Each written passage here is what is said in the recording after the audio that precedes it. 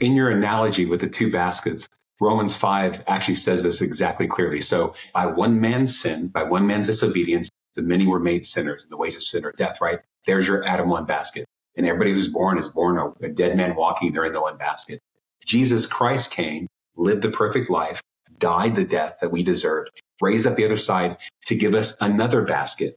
He's now Adam 2. And so now in very clear language, Arnold meets Paul, right? You see that we have two baskets. The cross of Christ has delivered to mankind this thing called humanity 2.0. We now have a new Adam, and we now get to live in a choice of which basket we go into. That's key. I love that. That's such an easy way to understand salvation, right? In the Arnold hyphen Romans 5 Apostle Paul way. I can even push that farther and say that to move from one basket to another, you have to kind of climb out of one and get to the other.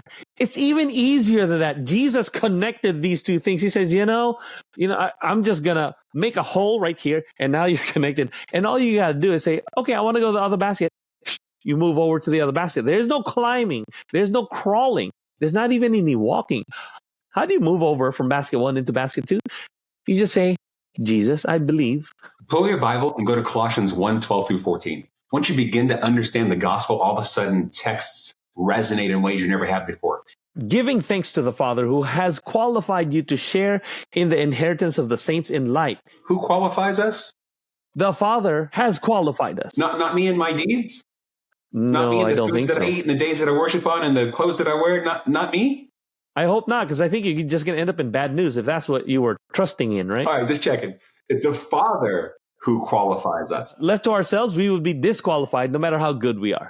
That's right. Thank you. So verse 13, he has delivered us from the domain of darkness and transferred us to the kingdom of his beloved Son.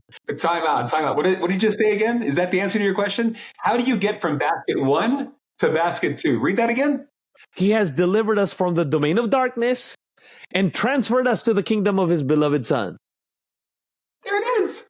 Arnold meets Paul. It's perfect. It's great theology. Past tense. Past tense.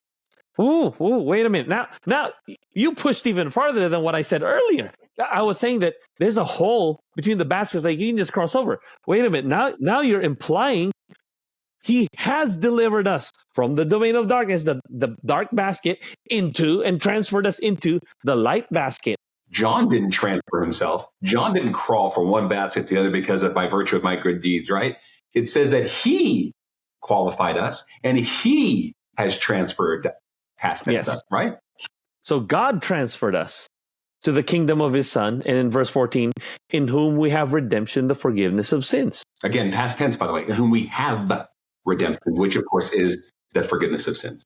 We already have that redemption. And in none of this does my behavior come into play.